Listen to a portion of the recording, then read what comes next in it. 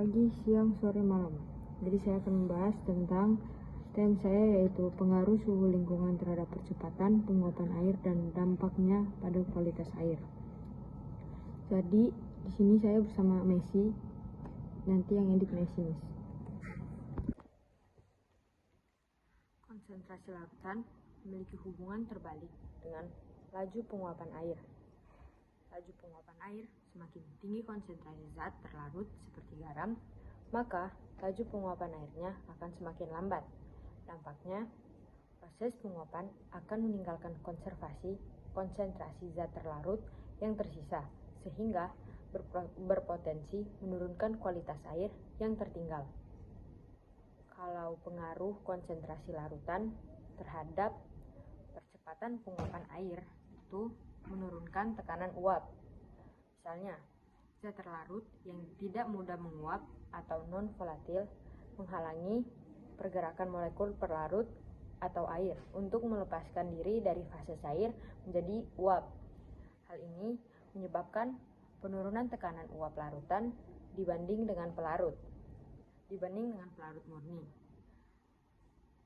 Memperlambat laju penguapan itu karena tekanan uap yang lebih rendah, molekul air yang membutuhkan lebih banyak energi atau waktu untuk menguap, sehingga laju penguapan keseluruhan menjadi lebih lambat. Terus, kenaikan titik didih. Adanya zat terlarut juga menyebabkan kenaikan titik didih larutan, yang berarti diperlukan suhu yang lebih tinggi untuk mencapai penguapan cepat atau mendidih. Nah, dampaknya pada kualitas air itu peningkatan konsentrasi, atau selama penguapan hanya molekul air murni yang berubah menjadi uap, sementara zat terlarut atau seperti garam, mineral atau polutan tertinggal dalam cairan yang tersisa. Proses ini menyebabkan larutan menjadi lebih pekat. Perubahan iklim dan lokasi yang memengaruhi penguapan air yang dipercepat oleh suhu lingkungan yang berdampak pada kualitas air.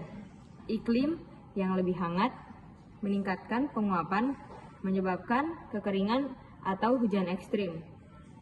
Sementara itu, lokasi yang terpapar sinar matahari langsung dan kurangnya vegetasi akan mempercepat proses ini. Lalu, dampak pada kualitas air meliputi penurunan kadar oksigen terlarut, peningkatan polutan akibat limpasan air hujan, dan yang intens, dan potensi peningkatan kesamaan airnya juga. Pengaruh iklim dan lokasi, misalnya suhu tinggi, itu adalah kenaikan suhu global yang sangat meningkat, laju penguapan dari air permukaan laut, sungai, danau, serta transpirasi dari berbagai tanaman. Pola curah hujan juga menjadi pemanasan global dapat mengubah pola curah hujan, menciptakan kekeringan di satu daerah dan banjir di area lain. Atmosfer yang lebih hangat dapat menampung lebih banyak uap yang dapat menyebabkan hujan lebat dan banjir yang ekstrim.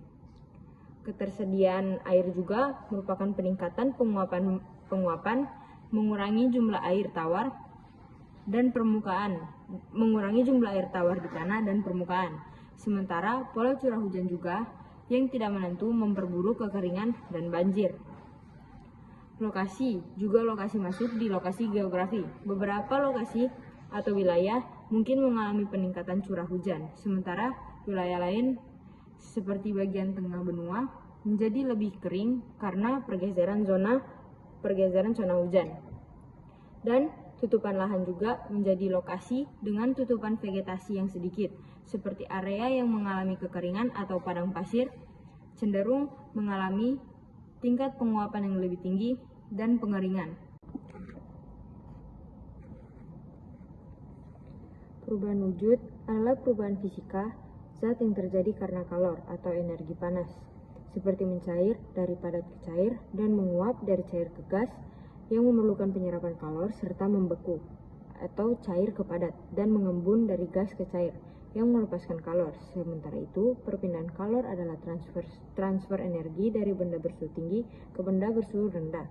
melalui 3 cara, itu pertama konduksi, perpindahan tanpa perpindahan partikel, konveksi, perpindahan melalui aliran fluida, dan radiasi perpindahan tanpa medium. Perubahan wujud yang memerlukan kalor itu ada mencair, zat padat berubah menjadi zat cair, contohnya es yang mencair menjadi air.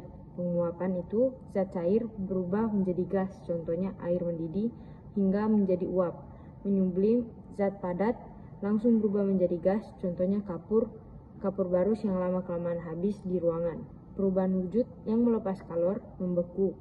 Zat cair berubah menjadi padat, contohnya air yang dibekukan menjadi es. Kalau mengembun, zat gas berubah menjadi cair, contohnya titik-titik air luar gelas berisi es. Mengkristal, zat gas berubah menjadi padat, contohnya terbentuknya salju dari uap air di